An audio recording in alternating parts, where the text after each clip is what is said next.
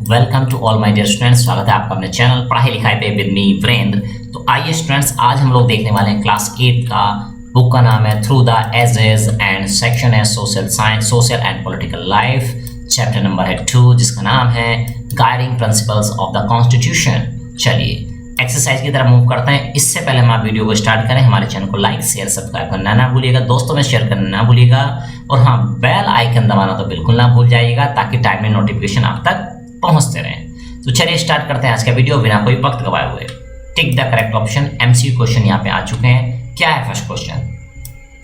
These terms were added to the preamble of the Constitution in 1976 according to the 42nd Amendment Act। वो कह रहा है कि ये टर्म्स, ये जो वर्ड थे, शब्द थे, है ना, ये टर्म्स ऐड किए गए हमारे प्रियम्बल में, ठीक है, कॉन्स्टिट्यूशन के इन 1976 1976 के, है 1976 में, अकॉर्डिंग टू द किसके अनुसार? 42nd यानी 42वें अमेंडमेंट के संशोधन के बाद में। तो क्या थे ये word? Secular sovereign, secular socialist, socialist and sovereign, secular and democratic. तो राइट आंसर है बेटा secular and socialist.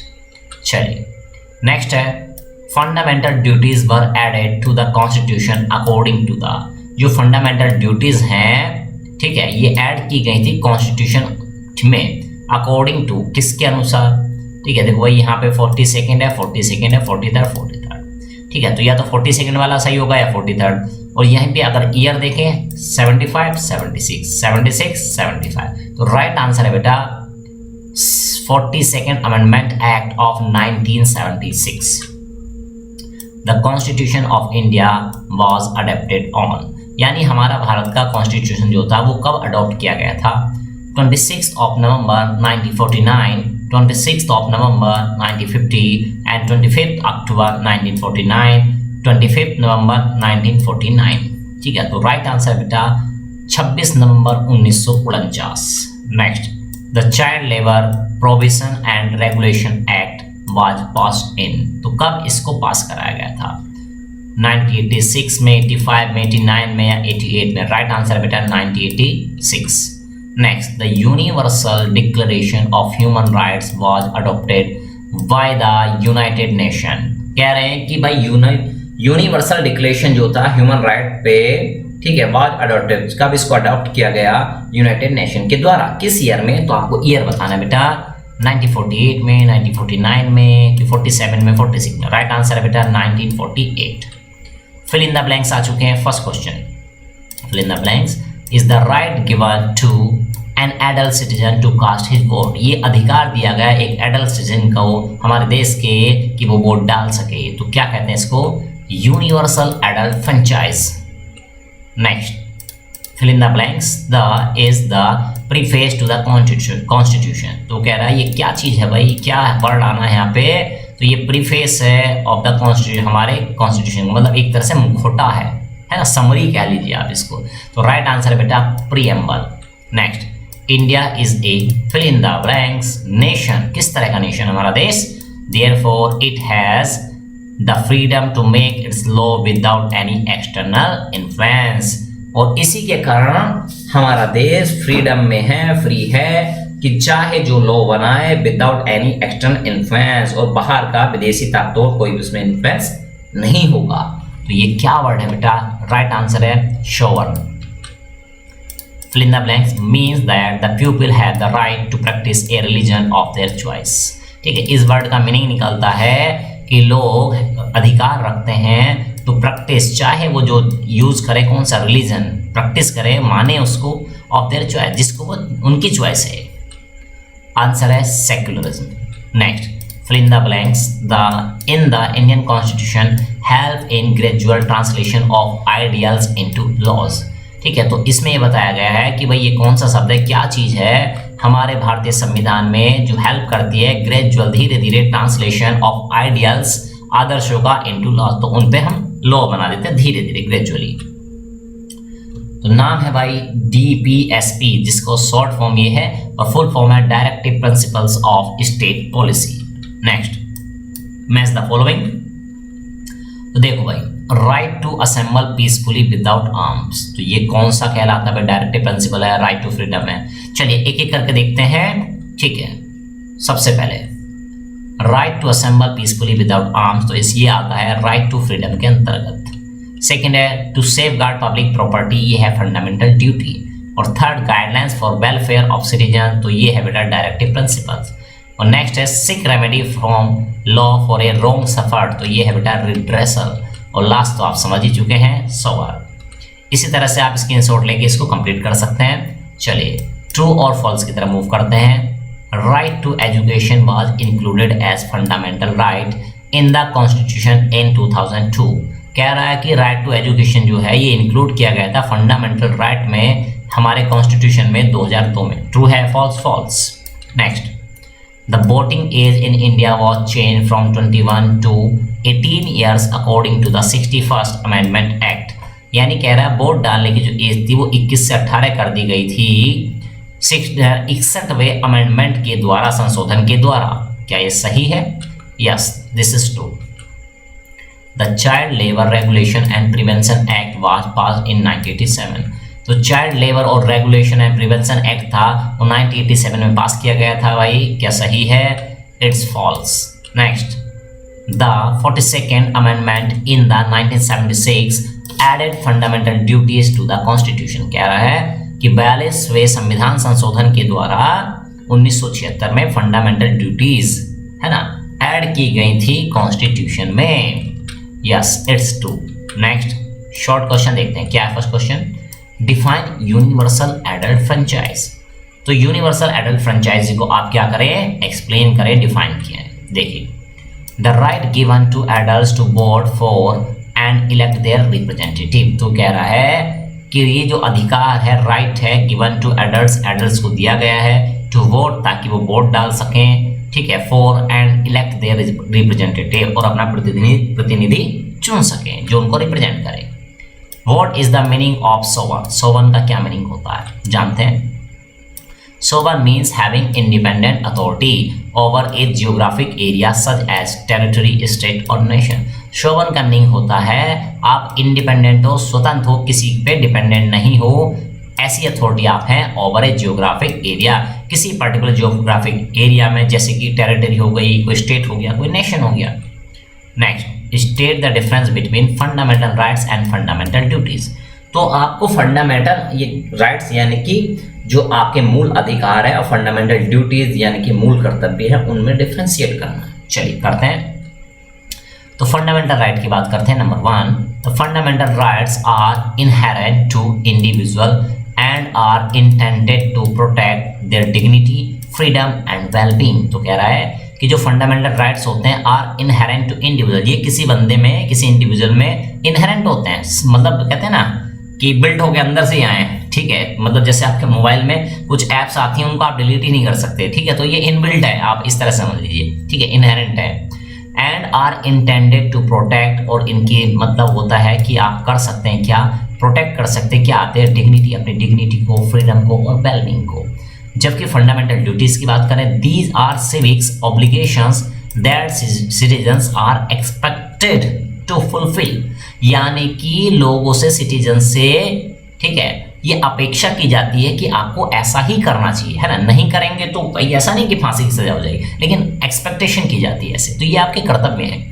Fulfil as members of the society, क्योंकि आप सोसाइटी के मेंबर हैं तो आपको सोसाइटी में एक तमीज़ का व्यवहार करना होता है ना, जैसे, है ना, तो उसी तरह they are enforceable by law, ये एनफोर्सिबल है लॉ के द्वारा, ये आपको मानने ही पड़ेंगे, है ना, मतलब देने ही पड़ेंगे गवर्नमेंट को, ये आपको। Are design to safeguard, और ये कुछ इस तरीके से डिजाइन करे गए हैं, safe guard individuals interest against any infringement by the state और अदर इंडिविजुअल्स, ठीक है। और ये कह रहा है कि भाई ये लोगों कानून को आपको देने ही पड़ेंगे आपकी सेफ गार्ड के लिए, किसी इंडिविजुअल के सेफ गार्ड के लिए, उसके जो इंटरेस्ट हैं, अगेंस्ट एनी इन्फ्रिंजमेंट, इसका मतलब होता है कि कोई उसमें फिल्ट्रेशन तो नहीं कर रहा है उसमें, ठीक है, यानी कि कोई उनको डिस्टर्ब तो नहीं कर रहा है इन लॉज को, ठीक है, फंडामेंटल राइट्स को। जबकि इधर बात करें फंडामेंटल ड्यूटीज की, they aim to promote a sense of responsibility, ये आपको एक जिम्मेदारियां बताते हैं आपको, डिसिप्लिन सिखाते हैं एंड एक्टिव पार्टिसिपेशन, और आपको इनमें पार्टिसिपेट करना चाहिए among citizens for the betterment of the nation. ठीक है, सिटीजन्स को इनमें पार्टिसिपेट करना चाहिए और क्या होगा, इससे हमारे देश का भला होगा, बेटरमेंट होगा, अच्छा होगा नेशंस का। चलिए, fundamental rights primarily address the rights and liberties of individual. तो ये बताते हैं कि भाई आपके अधिकार क्या, आपके लिबर्टीज क्या हैं, ये आपको बताते हैं। जबकि फंडामेंटल ड्यूटी आपको क्या बताते हैं, इट एम्फसाइज द रेस्पॉन्सिबिलिटीज, आपकी जिम्मेदारियां क्या है सिटीजन्स की टुवार्ड द नेशन, नेशन के एज ए होल, पूर्ण तरीके से। चलिए इसको हटा देंगे। चलिए नेक्स्ट देखते हैं, what is a Republic, Republic क्या होता है। How can be call India a republic nation, किस तरह से हम कहेंगे कि हमारा देश एक रिपब्लिक नेशन है, जानते हैं। Republic means it refers to a government, ये एक प्रकार की गवर्नमेंट है इन विच, जिसमें कि the head of the state, जो स्टेट का हेड होता है, मुखिया होता है, इज नॉट हेरिडेटरी, वो हेरिडेटरी नहीं होता, मतलब कि भाई पहले राजा था, पिताजी थे राजा, अब बेटा राजा हुआ, फिर उनका पोता राजा हुआ, ऐसे नहीं, इनहेरिडेटरी मतलब एक परिवारवाद की चीजें नहीं है। बट एन इलेक्टेड वन, वो एक इलेक्टेड, जिसको क्या किया गया, इलेक्ट किया गया, चुना गया है लोगों के द्वारा। A state in which supreme power is held by the people, ये एक ऐसा स्टेट है कि भाई जिसमें सबसे उच्च पावर जो होती है वो लोगों के पास होती है, एंड देयर इलेक्टेड पीपल, और उनके द्वारा चुने हुए रिप्रेजेंटेड प्रतिनिधियों के पास। We call India a republic nation, हम इंडिया को एक रिपब्लिक नेशन कहते हैं, ये कहेंगे बिकॉज द प्रेसिडेंट है ना, जो कि राष्ट्रपति होते हैं, known as the head of the state, जिनको देश का हेड कहा जाता है, of India is elected indirectly, वो चुना जाता है इनडायरेक्ट तरीके से by the peoples of India, भारत के लोगों के द्वारा, and their position is not hereditary, इनकी पोजीशन हेरिडेटरी नहीं होती है।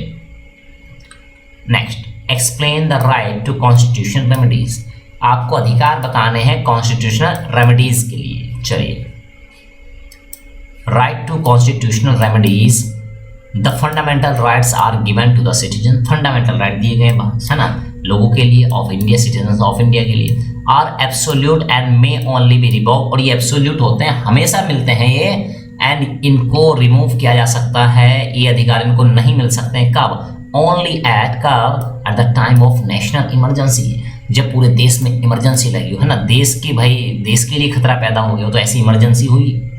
In case of violation of fundamental right, अगर कोई फंडामेंटल राइट क्या करता है, वायलेट करता है बाय द स्टेट, चाहे वो स्टेट करे, कोई सिटीजन्स करे, हैव तो है ना स्टेट, तो सिटीजन हैव द राइट, तो वो इंसान, वो citizen right to seek redressal from the court of law, तो वो कोर्ट जा सकता है इसके लिए कि भाई हमें इससे क्या किया जाए, है ना, इससे क्या कहते हैं कि भाई ये हमारे साथ जो चीजें हो रही हैं इससे हमें बचाया जाए, हमारी ये चीजें क्या की जाए, सेफ की जाए।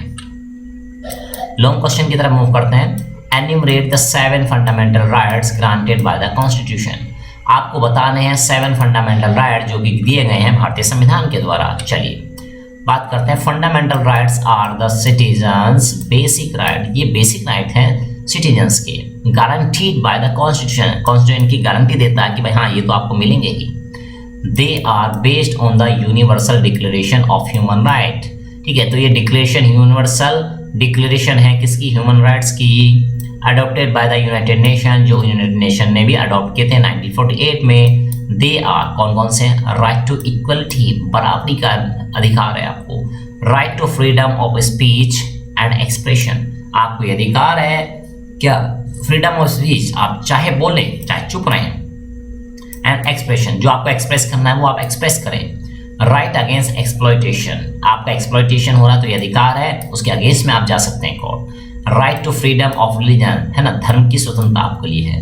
कल्चरल एंड एजुकेशन राइट्स हैं आपके पास, राइट टू कॉन्स्टिट्यूशनल रेमेडीज हैं, और साथ ही साथ राइट टू एजुकेशन भी है। ये अभी हम बात कर रहे हैं किसकी, यूनिवर्सल डिक्लेरेशन, यूनाइटेड नेशन की human rights. According to Indian constitution there are 6 basic fundamental rights, लेकिन भारतीय संविधान के अनुसार हमारे पास 6 राइट्स हैं, कौन कौन से, right to equality, right to freedom of speech and expression, right against exploitation, right to freedom of religion and culture and educational rights, और 6th है राइट टू कॉन्स्टिट्यूशनल रेमेडीज। क्या आप बता पाएंगे कौन सा 7th वाला इसमें नहीं है, राइट टू एजुकेशन, है ना, right to education comes under article 21A, ये जो राइट है बेटा वो आर्टिकल 21A के तहत आता है इन इंडियन कॉन्स्टिट्यूशन, भारतीय संविधान में। Second question, explain the word secular in the context of preamble of India. अब कह रहा है कि भाई एक्सप्लेन करें सेक्युलर वर्ड को, है ना, भारतीय प्रीएम्बल के अनुसार, भारतीय कॉन्स्टिट्यूशन का जो मुखौटा होता है जिसको प्रीएम्बल कहते हैं उसके अनुसार इसकी थोड़ी सी एक्सप्लेनेशन आप दें। चलिए, secularism means that there will be no state religion and all religions will be treated equally. जो कह रहा है कि भाई सेक्युलरिज्म मीन्स होता है that there will be no state religion, कि भाई जो राज्य है ना उसका अपना कोई धर्म नहीं है, ठीक है, हिंदू मुस्लिम सिख ईसाई जैन पारसी, है ना, तो ऐसा स्टेट का अपना कोई पर्टिकुलर धर्म नहीं है। And all religions will be treated equal, और वो स्टेट को राज्य चाहे सरकार हो, राज्य सरकार हो, चाहे देश की सरकार हो, वो सभी धर्मों को इक्वल ट्रीट करेगी। People have the freedom to follow religion and celebrate religious festivals of their choice without any interference। तो जो लोग हैं वो फ्री हैं फॉलो के करने के लिए रिलीजन को, चाहे जो धर्म अपनाए हो, एंड सेलिब्रेट रिलीजियस फेस्टिवल, और जो उनके रिलीजियस फेस्टिवल है उनको वो सेलिब्रेट करें ऑफ देयर चॉइस, जो भी उनकी चॉइस है, विदाउट एनी इंटरफेरेंस, उनके लिए उसमें कोई भी रुकावट नहीं है। What do you understand by the right to freedom? Right to freedom से आप क्या समझते हैं? चलिए जानते हैं। Right to freedom commonly referred to as the right to liberty. इसका जनरल मीनिंग होता है right to liberty is a fundamental human right, और ये फंडामेंटल ह्यूमन राइट भी है। That recognises recognises and protect individual, ये रिकॉग्नाइज करता है, पहचानता है, और क्या करता है, प्रोटेक्ट करता है individual inherent freedom and autonomy, किसी इंडिविजुअल की इनहेरेंट इनबिल्ट फ्रीडम को और उसकी ऑटोनॉमी को। Under the right to freedom, the Constitution of India provides all the citizens the right, है ना, तो वो सभी सिटीजन्स को क्या प्रोवाइड करता है, राइट प्रोवाइड कराता है, जैसे कि freedom of speech and expression, to assemble peacefully and without arms, आप कलेक्ट हो सकते हैं, इकट्ठा हो सकते हैं पीसफुली, शांतिपूर्ण तरीके से, विदाउट आर्म्स, विदाउट हथियारों के साथ, ठीक है ना, तो यानी कि हथियार नहीं होने चाहिए। टू फॉर्म एसोसिएशन और यूनियन, आप एसोसिएशन बना सकते हैं, संगठन यूनियंस बना सकते हैं अपनी। To move freely throughout the territory of India, आप भारत की जो टेरिटरी है, जहाँ तक भारत का भूभाग है, वहाँ पे कहीं भी ट्रेवल कर सकते हैं। To reside and settle in any part of the territory of India, ठीक है, रिसाइड आप रह सकते हैं, रुक सकते हैं, सेटल वहाँ पे परमानेंट सेटल हो सकते हैं, इन any part of territory of India में। टू प्रैक्टिस एनी प्रोफेशन, जो चाहे बिजनेस प्रोफेशन आप अपनाएं, और टू कैरी एनी ऑक्यूपेशन, आपकी मर्जी है, चाहे जो ऑक्यूपेशन प्रोफेशन आप अपनाएं, ट्रेड चाहे ट्रेड करें चाहे बिजनेस करें, ये आपकी मन के ऊपर है। 4. List at least 5 fundamental duties of citizen mention in the constitution. वो कह रहा है कि भाई कम से कम कोई 5, है ना, फंडामेंटल ड्यूटीज लिख दी। चलिए, if the nation has responsibility towards it's citizens, वो कह रहे हैं कि भाई देखो नेशंस की कुछ जिम्मेदारियां हैं अपने सिटीजन्स को लेकर। The citizen in turns also have certain duties, तो है ना, भारत के लोगों की भी कुछ ड्यूटीज हैं, कर्तव्य बनते हैं अपने देश के प्रति towards the nation for his this purpose, और इसी पर्पज उद्देश्य को पूरा करने के लिए the 42nd amendment act 1976 added, तो ये अमेंडमेंट एक्ट किया गया था, संशोधन किया गया था 1976 में, to some responsibility of the citizen to our constitution, और ये है ना जिम्मे ड्यूटीज ऐड कर दी गई हमारे संविधान में। They are called the fundamental duties, तो ये फंडामेंटल ड्यूटीज कहलाती हैं।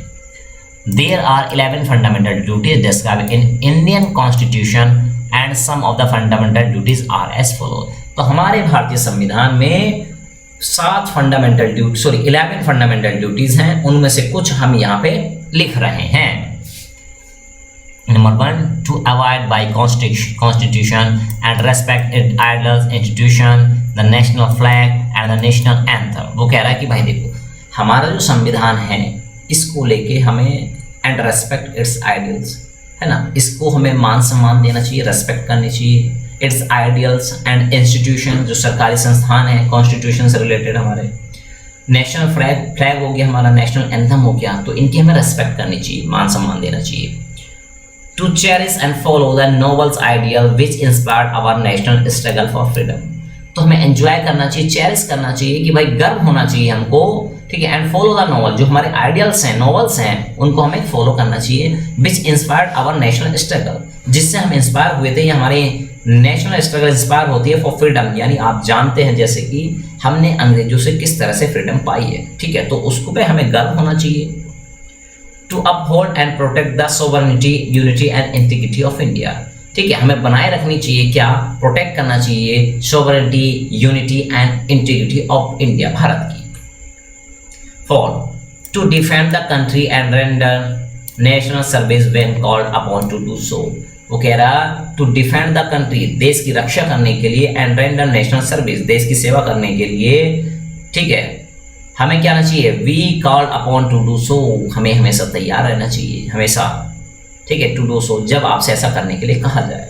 ठीक है, तो भाई अभी आप समझिए कहीं से किसी दूसरे देश से अटैक हो गया तो आपको, देश को आपकी जरूरत है तो आप उससे पीछे नहीं हट सकते, आपको है ना वहां पे हेल्प करनी ही पड़ेगी, आपको जाना पड़ेगा अपने देश को बचाना है। To value and preserve the rich heritage of our composite culture, और आपको जो वैल्यू है प्रिजर्व करके रखना चाहिए, जो हमारी रिच है ना, बहुत ही समृद्ध हेरिटेज है ना, कंपोजिट कल्चर। कंपोजिट कल्चर मतलब एक बहुत सारे धर्म के, बोलियों के सब लोग रहते हैं, तो एक कंपोजिट कल्चर है हमारा। To promote harmony and the spirit of common brotherhood among all the people of India, ठीक है, हमें प्रमोट करना चाहिए हार्मोनी को and the spirit of common brotherhood, जन सामान्य एक भाईचारे की भावना, among all the peoples of India, लोगों, भारतीय लोगों के बीच। Transcending religious, linguistic and regional और सेक्शनल डाइवर्सिटी, ठीक है, और ये जो हमारी जो भाषा के आधार पर डाइवर्सिटी है, रिलीजन के आधार पे है, सेक्शनल डाइवर्सिटीज हैं, इनको है ना भाई, ये डाइवर्सिटी को, विविधता को ध्यान रखना चाहिए और उसी अकॉर्डिंग एक्ट करना चाहिए, बचा के रखना है, इसको सजो के रखना है हम लोग को। To renounce practices derogatory to the dignity of women, वो कह रहा कि भाई हमें ये कहते हैं ना महिलाओं को सम्मान करना चाहिए, तो उनकी जो डिग्निटी है वुमेन्स की, ठीक है, इसको हमें सम्मान देना चाहिए और उसको फॉलो करना है कि भाई इस तरह से हम बिहेव करें इनके प्रति। Next 5. What is the right to education? Right to education क्या है?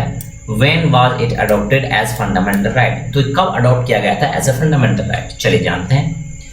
Right to education, 86th Constitutional Amendment Act 2002, the bill was passed, तो ये बिल पास हुआ था 2002 में।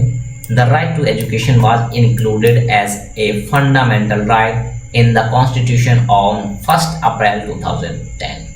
ठीक है, तो कह रहा है कि भाई 2002 में ये पास हुआ था, right to education was included as a, और इसको इंक्लूड किया गया एक फंडामेंटल राइट की तरह हमारे कॉन्स्टिट्यूशन में 1 अप्रैल 2010 को। आगे बात करते हैं, अकॉर्डिंग टू दिस, इसके अनुसार एवरी चाइल्ड फ्रॉम 6 to 14, 6 से 14 साल तक के जो बच्चे हैं, यस हैज द राइट, उनको ये अधिकार है, to free and compulsory education, उनको मुफ्त में और जरूरी मिले, है ना, कंपल्सरी है एजुकेशन मिले, for which the state and the centre share the financial obligations, और इसके लिए जो भी स्टेट के और नेशन के खर्चे आएंगे, मतलब सेंट्रल गवर्नमेंट और आपकी स्टेट गवर्नमेंट, वो इसको है ना शेयर कर लेंगे आपस में। The national commission for elementary education, ठीक है, वो कह रहे हैं कि national commission for elementary education है, मॉनिटर्स, इसको देखभाल करे, देख रेख करे इसकी। द प्रोग्रेस एंड इक्वालिटी, उसकी प्रोग्रेस कैसी हो रही है और क्वालिटी कैसी है, भाई क्वालिटी मेंटेन होनी चाहिए, of the elementary education provided all over the country, इस एलिमेंट्री एजुकेशन की जो कि दी जा रही है पूरे देश में। चलिए, इस तरह से आज आपने ये वीडियो देखा, कैसा लगा आपको वीडियो, क्या ये एग्जाम पॉइंट ऑफ व्यू से हेल्पफुल है आपके लिए? कमेंट बॉक्स आप ही का है, कमेंट में भर भर के बताइएगा, और ये भी बताइएगा बेटा नेक्स्ट कौन सी बुक आप चाहते हैं, कौन सा चैप्टर, कौन सा सेक्शन आप चाहते हैं, कमेंट बॉक्स में कमेंट करके बताइएगा। तो चलिए मिलते हैं नेक्स्ट वीडियो में, तब तक के लिए लेते हैं